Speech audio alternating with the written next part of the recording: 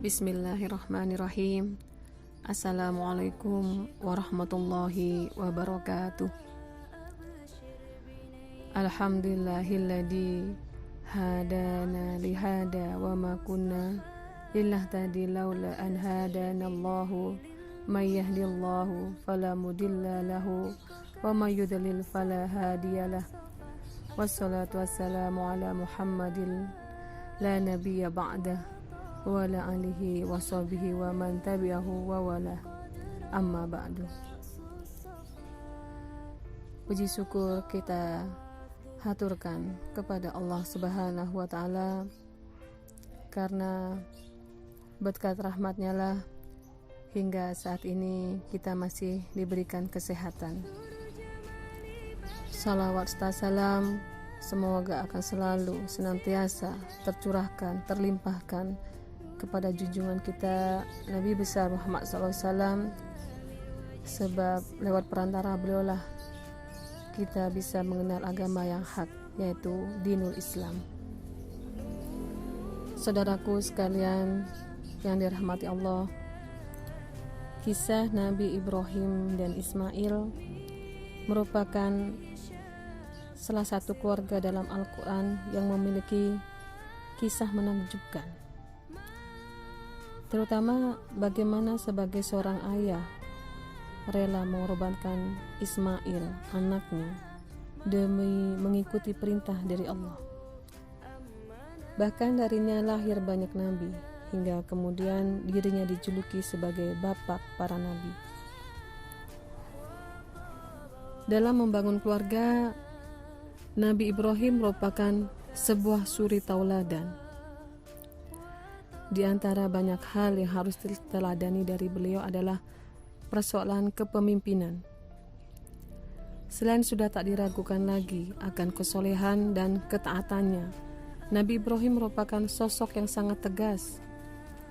Beliau tidak pernah ragu untuk melakukan apa yang menjadi keputusannya, bila itu telah diyakini secara mutlak kebenarannya. Segala jenis gangguan ataupun godaan yang mencoba untuk mementahkan niatnya ia singkirkan. Meski demikian, bukan berarti beliau adalah sosok yang otoritatif, tidak sama sekali. Yang ada, beliau justru menampilkan pribadi yang akomodatif serta responsif terhadap pendapat yang kadang-kadang dilontarkan oleh umatnya. Tidak jarang, bahkan terkadang beliau sendiri bertanya untuk menggali pendapat ataupun masukan dari umatnya tentang suatu perkara yang tengah dihadapi.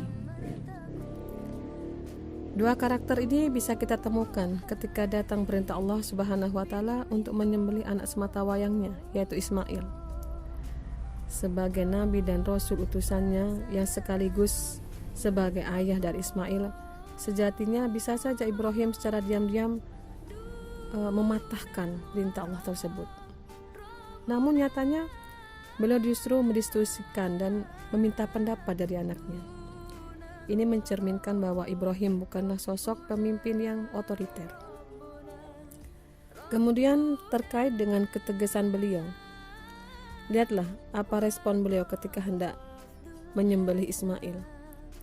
Tiba-tiba di tengah jalan datang segerombolan iblis berusaha meruntuhkan tekadnya. Berbagai macam kalimat sihir mereka ucapkan. Misalnya, "Wahai Ibrahim, macam apakah kamu ini yang tega membunuh anaknya sendiri?" Untuk memberantas bujuk rayu setan ini, Ibrahim mengambil segenggam kerikil serta melemparkannya kepada mereka sehingga mereka lari terbirit-birit. Peristiwa tersebut kemudian diabadikan menjadi salah satu rukun haji, yaitu melempar jumroh. Karakter-karakter mulia macam inilah yang harusnya dimiliki oleh setiap pemimpin bila menghendaki kemuliaan meliputi jamaahnya. Sulit rasanya merengkuh mahkota tertinggi ini bila mereka masih mudah takluk dengan rayuan-rayuan yang ada di sekitarnya. Macam-macam uang pelicin, terus wanita cantik, jabatan mentereng, dan sebagainya. seperti terjadi saat ini, khususnya di negeri kita tercinta Indonesia. Selanjutnya, komponen utama yang dimiliki Nabi Ibrahim adalah taat kepada Allah. Ia memiliki prinsip sami'na wa ata'na, kami dengar dan kami taat. Tidak cukup itu, ia juga senantiasa tampil di garda terdepan dalam menyambut perintah-perintah dari Allah Subhanahu wa taala. Hal ini tercermin pada sosok Ismail saat itu berposisi sebagai makmum ketika turun perintah penyembelihan dirinya. Di saat mendengar cerita ayahnya tentang perintah tersebut, Ismail tampil sebagai sosok pendukung utama dalam menyukseskan perintah tersebut. Ia sama sekali tidak memikirkan bahwa dirinya akan celaka bila perintah itu dilaksanakan. Yang ada di benaknya adalah bahwa perintah itu adalah kebenaran yang datang dari Allah, harus dilaksanakan. Selanjutnya, Nabi Ibrahim memegang teguh hukum-hukum Islam yang menjadi landasan dalam hidup.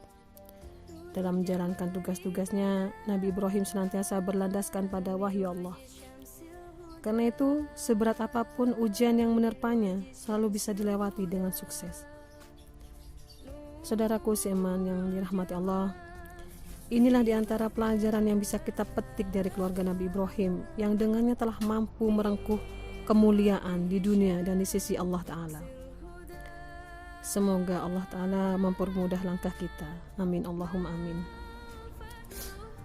Demikianlah yang dapat saya sampaikan. Semoga kedepannya nanti keluarga kita bisa lebih sakinah, mawaddah, warahmah, bisa mengikuti Nabi Ibrahim sebagai suri tauladan yang baik untuk kita semua. Amin, Allahumma amin. Akhirul kalam, wallahul muwafiq ila aqwamit thoriq. Assalamualaikum warahmatullahi wabarakatuh.